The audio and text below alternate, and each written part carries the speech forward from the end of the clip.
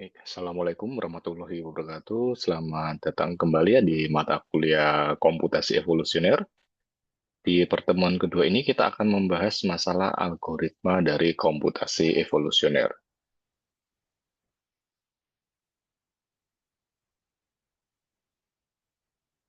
Nah, pada pertemuan kali ini ya, kita akan membahas salah satu pendekatan yang cukup menarik ya menurut saya dari AI, yaitu algoritma evolusioner.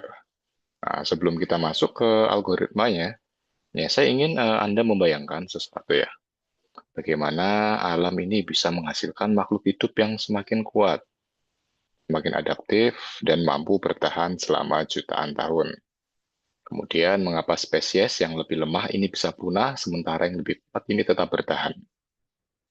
Ya, jawabannya adalah proses evolusi melalui seleksi alam.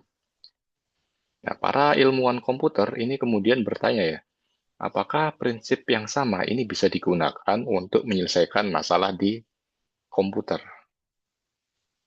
Nah, dari pertanyaan ini, maka lahir konsep komputasi evolusioner.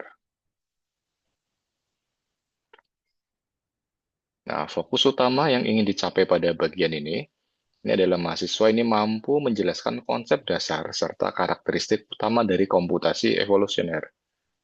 Namun di sini saya ingin melihat dari perspektif yang lebih luas ya. Pendekatan optimasi seperti algoritma evolusioner ini tidak hanya penting untuk teori, tetapi juga sering digunakan dalam penelitian di bidang AI, optimasi sistem, bahkan ya bisa kalian sertakan di topik tugas akhir kalian nantinya. Nah, jadi memahami konsep ini akan sangat membantu Anda ketika nanti melakukan penelitian atau pengembangan sistem berbasis AI. Indikatornya ini ya. Nah, kita langsung masuk saja ke materinya. Nah, secara sederhana, algoritma evolusioner ini adalah metode pencarian solusi yang meniru prinsip evolusi biologis. Nah, dalam algoritma ini, kita itu tidak langsung mencari solusi terbaik. Nah, sebaliknya kita akan membuat dulu sekumpulan solusi. Nah, di mana kumpulan-kumpulan solusi ini disebut dengan populasi. Nah, kemudian solusi-solusi itu akan berevolusi dari generasi ke generasi. Nah, beberapa pendekatan utama dalam komputasi evolusioner, ya contohnya ada genetic algorithm, evolution strategies, evolutionary programming, dan genetic programming. Nah, walaupun namanya berbeda, semua metode ini memiliki prinsip yang sangat mirip, yaitu menggunakan populasi, variasi, dan seleksi. Nah, sekarang ya kita lihat ya bagaimana algoritma ini bekerja secara umum. Biasanya prosesnya ini dimulai dengan membuat populasi solusi awal ya. Nah, populasi ini biasanya ya di-generate atau dibuat secara acak, secara random ya. Nah, setelah itu, setiap solusi ini dievaluasi menggunakan sesuatu yang disebut fitness function. Fitness di sini ini menunjukkan seberapa baik solusi tersebut. Nah, kemudian dipilih solusi dengan kualitas yang lebih baik. Maaf, kemudian solusi ini dengan kualitas yang lebih baik ini memiliki peluang yang lebih besar untuk dipilih sebagai parent atau induk. Nah, dari parent ini kita menghasilkan solusi baru. Nah, bagaimana caranya? Yaitu bisa melalui beberapa cara atau teknik ya. Bisa menggunakan mutasi, rekombinasi, atau crossover ini juga bisa. Nah, kemudian solusi baru tersebut ini akan masuk ke generasi berikutnya. Proses ini tidak hanya dilakukan sekali ya, tetapi dilakukan secara berulang sampai kita menemukan solusi yang cukup baik atau sampai jumlah generasi tertentu tercapai. Ya, ini biasanya kita batasi di iterasi ya. Nah, ini berikut adalah pseudocode-nya. Nah, dalam evolutionary algorithm, solusi ini harus direpresentasikan dalam bentuk tertentu agar bisa diproses oleh algoritma. Misalnya, di GA ya, genetic algorithm, Ini solusi itu direpresentasikan sebagai string biner. Nah, di evolution strategies, ini biasanya menggunakan vektor bilangan real. Sedangkan pada genetic programming, solusi itu biasanya berupa struktur pohon program. Nah, artinya, cara kita merepresentasikan solusi ini sangat bergantung pada jenis masalah yang ingin kita selesaikan. Nah, di dalam algoritma evolusioner ini sebenarnya ada dua konsep penting, yaitu genotype dan phenotype. Nah, kalau phenotype itu adalah solusi sebenarnya dalam konteks masalah. Sedangkan genotype adalah representasi solusi dalam bentuk code yang diproses oleh algoritma. Nah, untuk analoginya ya, bisa kita bayangkan eh, DNA manusia ya. DNA itu adalah genotype-nya. Sedangkan sifat fisik manusia seperti tinggi badan, warna mata, warna rambut, itu adalah fenotype-nya. Nah, dalam algoritma evolusioner, kromosom ini berisi gen-gen yang masing-masing ini memiliki nilai tertentu yang disebut alel. Nah, struktur inilah yang dimanipulasi oleh algoritma. Nah, sekarang masuk ke salah satu komponen yang penting ya dalam algoritma evolusioner, yaitu evaluasi atau fitness function. Nah, fitness function ini digunakan untuk mengukur kualitas setiap solusi. Jika fitness tinggi, ini berarti solusi tersebut bisa dikatakan baik. Sebaliknya, jika fitness ini rendah, maka ya kita katakan solusi tersebut kurang baik. Biasanya algoritma evolusioner ini dirancang untuk memaksimalkan fitness. Namun pada beberapa kasus ya kita ingin meminimalkan sesuatu. Misalnya dalam masalah optimasi biaya. Jadi kan kita tidak mungkin tujuan kita adalah memaksimalkan biaya, kan itu tidak seperti itu ya.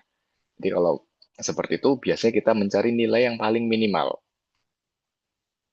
Nah, dalam kasus seperti itu, biasanya nilai fitness ini dikonversi agar tetap bisa dimaksimalkan. Nah, berbeda dengan banyak metode optimasi klasik ya yang bekerja dengan satu solusi. Algoritma evolusioner ini bekerja dengan populasi solusi. Kemudian keuntungan pendekatan ini adalah algoritma ini dapat menjelajahi banyak area ruang solusi sekaligus. Nah, selain itu, ini kita juga bisa memperhatikan sesuatu yang disebut diversity ya, atau keanekaragaman. Nah, diversity di sini ini berarti tingkat keberagaman solusi dalam populasi. Jika populasi terlalu seragam, maka algoritma ini bisa terjebak pada solusi lokal. Jadi yang seperti apa? Gambar lembah gunung kemarin ya. Kemudian sebaliknya jika solusi terlalu beragam ya, maka proses konvergensi ini bisa menjadi lambat untuk dicapai. Jadi di sini kita perlu keseimbangan antara eksplorasi dan eksploitasi. Nah, setelah kita memiliki populasi ya, kita generate populasi solusi, ya langkah berikutnya adalah memilih individu yang akan dijadikan parent. Biasanya individu dengan fitness tinggi ini memiliki peluang lebih besar untuk dipilih menjadi parent ya. Dan namun proses ini biasanya bersifat probabilistik. Artinya, bahkan solusi yang kurang baik ini masih memiliki peluang untuk terpilih. Nah, hal ini penting agar algoritma ini tidak kehilangan variasi.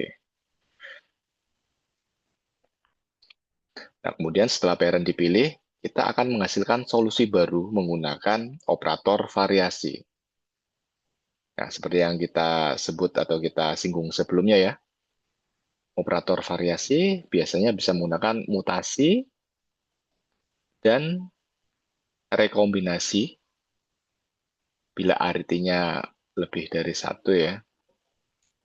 Tapi bila artinya lebih, maaf, bila artinya sama dengan dua, ini kita gunakan crossover, kita sebutnya crossover. Nah, kalau kita lihat di sini, ini mutasi, ini adalah ya, semacam perubahan acak pada satu solusi. Sedangkan untuk rekombinasi, di sini prosesnya adalah menggabungkan dua solusi untuk menghasilkan solusi baru. Kemudian survivor selection, bisa disebut juga pengganti atau replacement ya, di mana ini sebagian besar EA ini menggunakan ukuran populasi tetap sehingga perlu cara untuk beralih ke generasi berikutnya. Nah, masalah ini, fitur apa survivor selection ini seringkali deterministik, biasanya berbasis fitness. Misalnya peringkat orang tua dan keturunan ini diambil yang terbaik. Atau bisa juga kita gunakan yang berdasarkan usia ya. Kemudian kita buat keturunan sebanyak orang tua dan hapus semua orang tua. Kadang kita melakukan kombinasi juga. Kemudian algoritma evolusioner ini biasanya dimulai dengan populasi yang dihasilkan secara acak. Namun, dalam beberapa kasus, kita juga bisa menggunakan solusi awal yang berasal dari heuristik tertentu. Selain itu, kita juga harus menentukan kondisi kapan algoritma itu berhenti. Ya, misalnya, yang pertama, ini jumlah generasi maksimum itu sudah tercapai ya, atau fitness tertentu sudah tercapai, atau bisa juga ya ketika sudah tidak ada peningkatan solusi dalam beberapa generasi. Jadi fitness antara generasi sekarang dan generasi sebelum-sebelumnya itu sudah tidak ada peningkatan yang signifikan, tidak ada perbedaan yang signifikan. Nah, itu bisa kita hentikan saja prosesnya. Nah, sekarang kita lihat contoh ya, Equins problem ya. Masalahnya adalah ya menempatkan 8 ratu pada papan catur berukuran 8 kali 8 sehingga tidak ada ratu yang saling menyerang. Ini ditulis saling memeriksa, ini maksudnya cek gitu ya. Skak ya. Ya, jika kita mencoba menyelesaikan secara brute force, jumlah kemungkinan ini sangat besar. Ya, karena itu tadi ada 8 ratu di board 8 kali 8 ya. Jadi ya solusinya banyak kombinasinya. Namun ketika kita menggunakan evolusi algoritma atau algoritma evolusioner, ini dapat digunakan untuk mencari solusi secara efisien. Nah, pertama, ini solusi ini dapat kita representasikan sebagai posisi ratu pada setiap kolom. Kemudian, fitness ini dihitung berdasarkan jumlah konflik antar ratu. Semakin sedikit konflik, maka semakin baik fitnessnya. Ya, evaluasi fitnessnya. Ini hukuman satu ratu. Jumlah ratu yang bisa diperiksa, penalti dari konfigurasi, ini merupakan jumlah hukuman semua ratu. Nah, catatan, ya penaltinya ini yang harus diminimalkan. Berarti semakin sedikit penaltinya, maka nilai fitnessnya semakin tinggi. Ya, contoh small variation di dalam satu permutasi ya.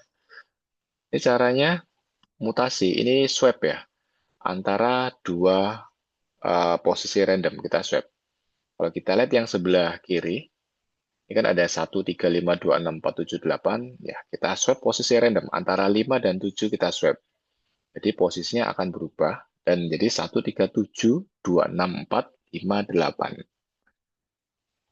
Ini bila kita menggunakan cara mutasi ya. Kemudian bila kita menggunakan rekombinasi, di sini kita gabungkan dua permutasi menjadi dua permutasi baru. Caranya yang pertama pilih titik persilangan acak. Kemudian salin bagian pertama menjadi anak-anaknya ya. Kemudian bagian kedua, ini kita masukkan nilai dari induk lain. Nah, contoh di sini, kita lihat yang sebelah kiri ya. Ada dua permutasi awal, yaitu yang atas, yang warna biru ya, 1, 3, 5, 2, 6, 4, 7, 8. Yang kedua ada yang warna kuning ini di 8765431. Nah, kita pilih ini ya, titik persilangannya. Jadi dari posisi ketiga. Nah, ini yang permutasi pertama ini ditukar dari digit keempat dan seterusnya. Ini ditukar dengan digit keempat seterusnya dari permutasi yang kedua. Hasilnya bisa kita lihat di yang sebelah kanan. Yang permutasi pertama jadi 135 42876. Yang kedua jadi 876 24135. Kemudian kalau kita menggunakan cara seleksi ya, yang pertama kita pilih pairnya dengan cara misal ya kita memilih 5 orang tua dan ambil 2 terbaik untuk menjalani crossover. Kemudian kita lakukan seleksi penyintas atau replacement di sini ya. Nah, saat memasukkan anak baru ke dalam populasi, pilih anggota yang ada untuk diganti ya dengan caranya yang pertama menyortir seluruh populasi dengan mengurangi nilai fitness ya. Kemudian menghitung daftar ini dari tinggi ke rendah. Nah, mengganti yang pertama dengan fitness yang lebih rendah dari anak yang diberikan. Oke, summary-nya seperti ini ya. Ini ada ya, typical behavior of EA. Nah, jika kita mengamati perilaku algoritma evolusioner selama proses optimasi ya, biasanya ini ada 3 fase utama.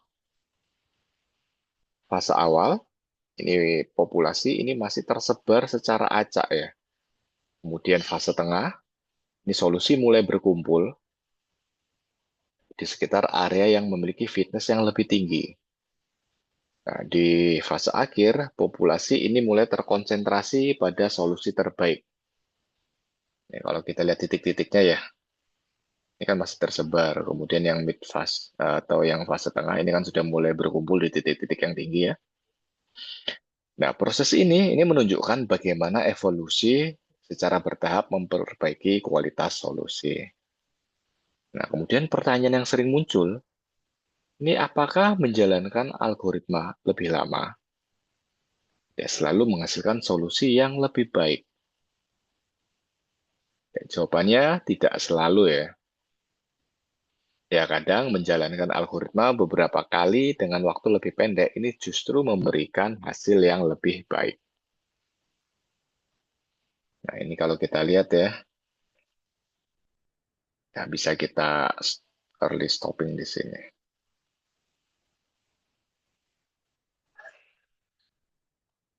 Nah, selain itu kita juga bisa mencoba melakukan smart inisialisasi, yaitu memulai populasi dengan solusi yang relatif baik.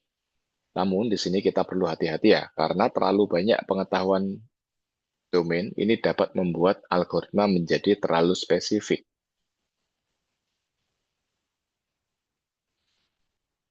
Nah, di sini mari kita lihat algoritma evolusioner dalam konteks metode optimasi. Ya, di sini banyak metode optimasi klasik menggunakan pendekatan local search. Contohnya ada hill climbing ya, mungkin kalian masih ingat. Kemudian metode tersebut ini biasanya cepat menemukan solusi yang cukup baik, namun seringkali terjebak pada lokal optimum. Nah, EA ini memiliki keunggulan karena menggunakan populasi dan operator stokastik. Hal ini memungkinkan algoritma ini bisa explore ya, bisa menjelajahi ruang solusi secara lebih luas dan meningkatkan peluang menemukan solusi global. Karena itu, EA ini banyak digunakan dalam berbagai bidang seperti optimasi desain, machine learning, scheduling atau penjadwalan, dan di bioinformatika juga. Nah, menurut pandangan Goldberg pada tahun 89, EA ini memiliki kekuatan utama pada kemampuannya melakukan eksplorasi ruang solusi secara luas. Algoritma ini tidak langsung fokus pada solusi saja, pada satu solusi saja, tetapi bekerja dengan populasi solusi. Akibatnya, AI ini dapat mencari solusi di berbagai ruang pencarian secara paralel. Nah, hal ini sangat berguna pada masalah yang memiliki banyak kemungkinan solusi. Nah, kemudian di tahun 90-an muncul tren menarik ya dalam penelitian AI. Para peneliti ini mulai menambahkan pengetahuan domain atau domain knowledge ya ke dalam algoritma. Contohnya, ini membuat operator mutasi khusus, kemudian membuat aturan perbaikan solusi, atau menggunakan heuristik tertentu. Ya, tujuannya untuk meningkatkan performa algoritma pada jenis masalah tertentu. Namun, di sini ada konsekuensinya ya. Semakin banyak pengetahuan domain yang ditambahkan, algoritma ini menjadi semakin spesifik. Mungkin ini tidak bekerja sebaik sebelumnya pada jenis masalah lain, jadi tidak bisa digeneralisasi. Pada tahun 96, Michael Witch ini mengemukakan pandangan menarik ya. Dia ini mengatakan bahwa algoritma pencarian yang benar-benar bersifat universal untuk semua masalah, kemungkinan besar ini tidak akan pernah ada. Ya, artinya ini tidak ada satu algoritma yang selalu terbaik untuk semua jenis masalah optimasi.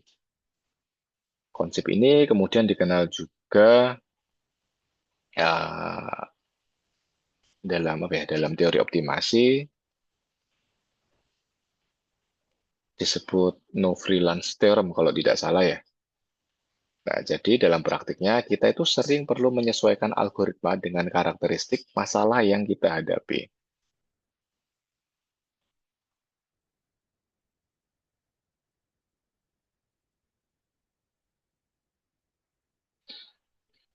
Kemudian EC atau Evolutionary Computation ini sering digunakan untuk menyelesaikan masalah global optimization.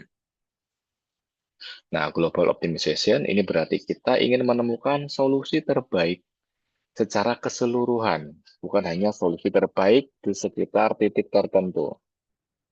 Hal ini penting karena banyak metode optimasi klasik ini mudah terjebak di dalam lokal optimum.